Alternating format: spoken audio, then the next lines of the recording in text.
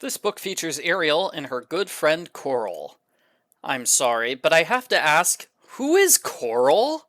She hasn't appeared in any of the other books. I thought Flounder was Ariel's best friend. Argo Font Book Review, Argo Font Book Review. Ariel is reading a biography of a famous spy, Mata Herring. Ariel likes it so much, she wishes she could be a spy. Ariel's usual teacher, Mr. Chubb, is not at school today. Ariel is suspicious of the substitute teacher, Mr. Kipper. He knows what they've been studying without being told. I don't know why Ariel finds that suspicious. He probably read the lesson plan. Ariel also thinks Mr. Kipper is suspicious because he gives a confusing lecture. Again, that's a normal teacher thing, not really an evil spy thing. Mr. Kipper looks a little like the evil spy in Ariel's book, except he doesn't have a mustache. Oh, not having a mustache, huh? Super suspicious. Mr. Kipper says we need to know how well the class is doing. Ariel wonders, we need to know? Who's we? His spy organization? All these things prove the teacher is a spy.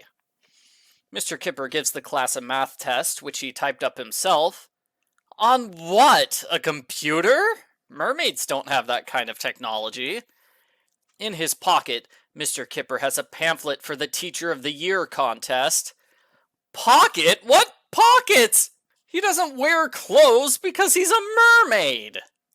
Ariel and Coral report their suspicions to Principal Finn. The principal says they're wrong. She shows them the letter that Mr. Chubb wrote, saying he wants Mr. Kipper to take over his class for a while. Instead of settling matters, the note makes Ariel more suspicious. Why would Mr. Chubb write a note with shaky handwriting? Gee, maybe it's because he has to deal with an urgent emergency, like it says in the note that he wrote. Ariel and Coral secretly follow Mr. Kipper. They see him take items from Mr. Chubb's house. Ariel goes to her father and tells him everything. King Triton doesn't believe Ariel, and he orders her to stop spying on Mr. Kipper. Instead of listening to her dad, Ariel gets her sisters Adela and Atina to help. They warn Adela to be subtle when she's questioning Mr. Kipper. Humorously, the first thing Adela does is accuse him of kidnapping Mr. Chubb. Ariel and Atina dress up in the spy disguises, which are seen on the cover of the book. They follow Mr. Kipper to the carriage station, where they confront him. As it turns out, Mr. Chubb is fine. He was not kidnapped. Just like his note said, Mr. Chubb had to leave town due to an emergency, so he asked his friend to substitute for him.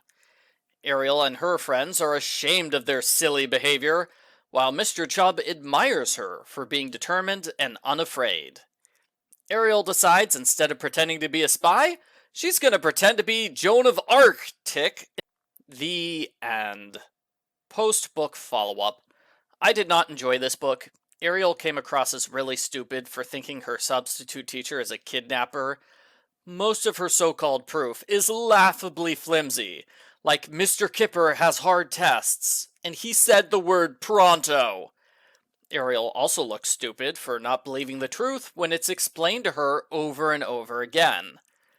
Part of me wonders if this book is supposed to be a comedy. Ariel does a lot of silly things, but the book seems to take her and her feelings seriously.